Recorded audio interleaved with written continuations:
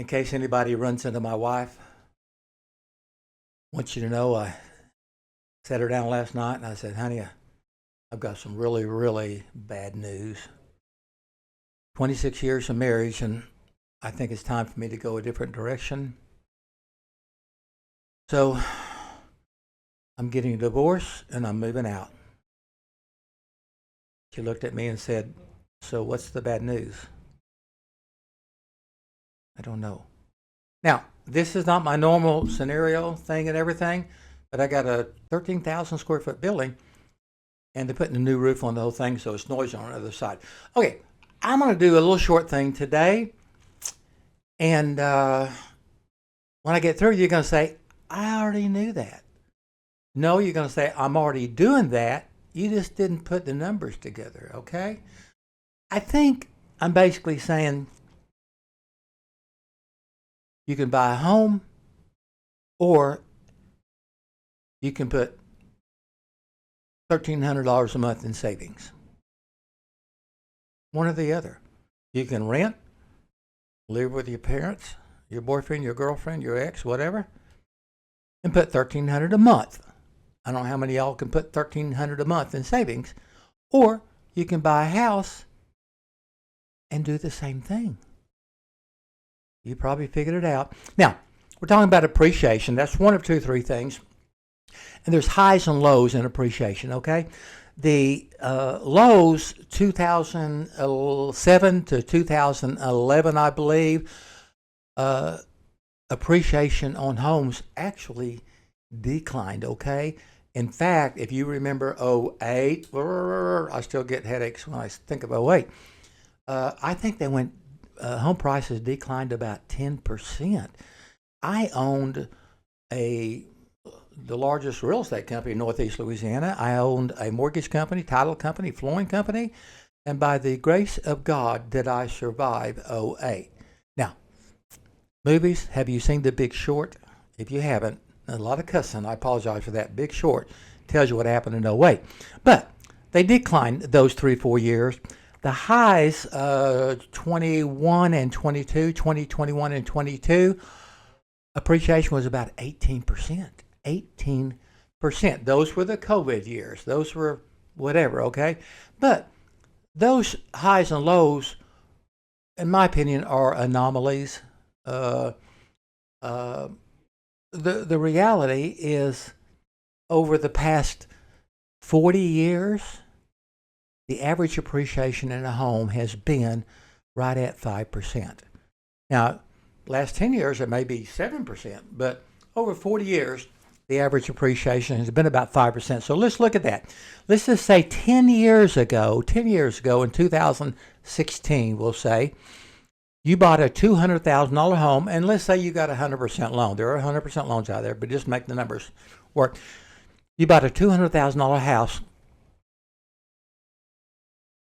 and got a $200,000 loan at a 5% interest rate on the loan, okay? Well, at 5% a year over 10 years, I know what you're going to be thinking here. I'm saying after 10 years, with that appreciation, the value of that home is now $326,000. That's $126,000. I know. You're saying 5% a year for 10 years is 50%, and 50% of 200 is 100,000.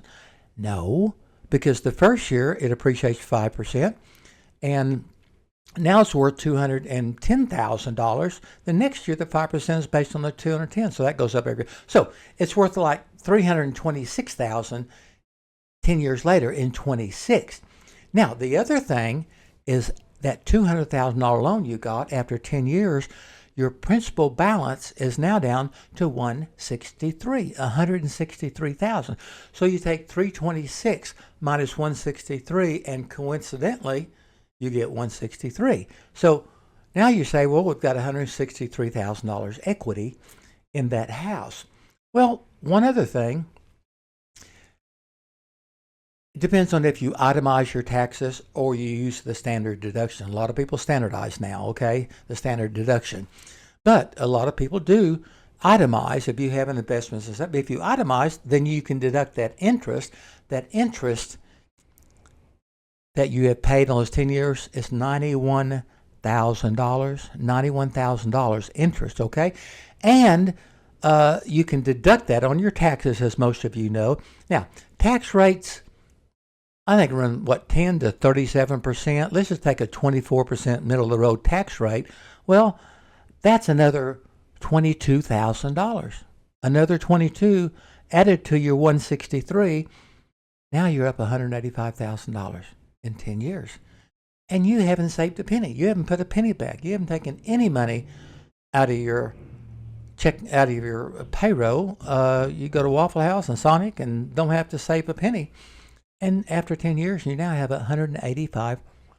That's $1,542 a month. $1,542 a month by owning a $200,000 house. Now, you could say, well, I can save $1,200 a month. If you save $1,200 a month at 3% interest, you'll probably come out about the same. But why put $1,200 a month? I mean, how much money do you make, okay? So, buying a home, 40 years, you can't go wrong, okay? And as I said in a recent podcast or 2 or 3 podcasts ago, you buy the first house, whether it's the house you love or not, you buy it, keep it 6 months, rent it out, go buy another one. Now you're up to like $400,000. It's not hard to get to $1 million on that, okay? You got to start, though. You can't wait till you're 98 years old and do it, okay? You got to start when you're early.